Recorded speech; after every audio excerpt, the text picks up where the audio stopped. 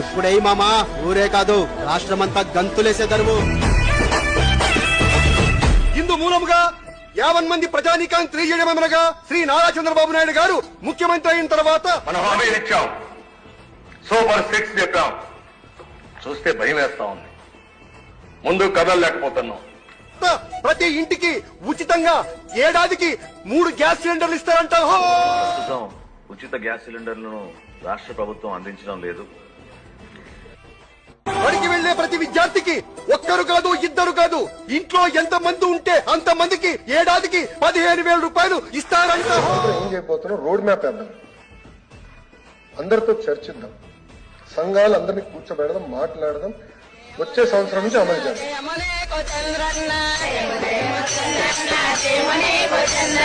జయము జయము చంద్రన్న, జయమునే చంద్రన్న.